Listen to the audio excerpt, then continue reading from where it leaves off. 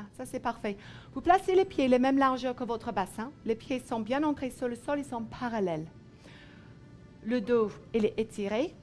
Et on va baisser les fesses en arrière vers le ballon. Ça, le périnée, on va remonter et étirer la colonne quand on remonte. Voilà. Encore.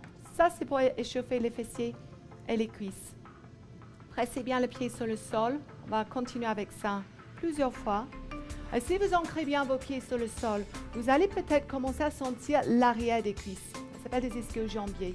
Donc, on ne va pas donner tout le travail au dos, parce qu'évidemment, on travaille là les fessiers et les cuisses, mais on travaille aussi le dos. Et je veux épargner un petit peu le dos. Je veux bien partager le travail. Et vous faites attention qu'il y a une toute petite bascule de bassin, comme on a vu tout à l'heure. Comment placer le dos. Voilà, expire. Encore. Vous pouvez expirer quand vous remontez. Hein. Rajoutez un vrai appui.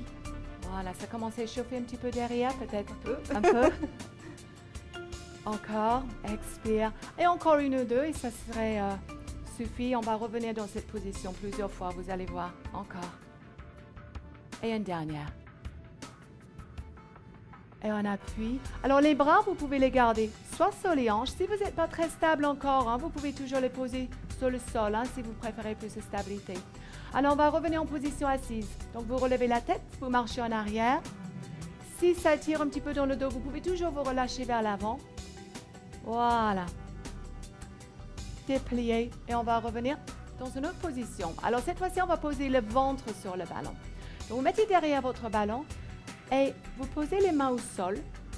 Super. Et on va avancer suffisamment pour dégager les poitrines. Par contre, on va garder les pieds au sol. On va reculer un petit peu. Super.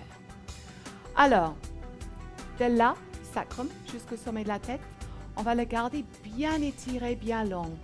Pour protéger le dos, on appuie le pubis contre le ballon. Sinon, les fesses montent vers le plafond. Donc là, le dos reste bien ouvert. Ici, on va relever la jambe droite. Voilà. Alors, on ne cherche pas l'hauteur, hein, on cherche surtout essentiellement la longueur. Et si vous regardez ici, vous allez voir que Anne, elle a un bel alignement. Ça fait cheville, hanche, épaule et oreille. Et c'est ça qu'on cherche. On ne cherche pas la hauteur, hein, parce que si la jambe monte trop, on va relâcher le dos. Hein. Et vous reposez. On va faire la même chose de l'autre côté. Vous relevez l'autre jambe, expire et repose. Encore. Alors, vous pouvez garder ces jambes, vous pouvez les relever en alterné comme ça. Faites attention que vous ne mettez pas trop de pression sur vos mains. Les mains font vraiment figuration là, elles ne sont pas importantes.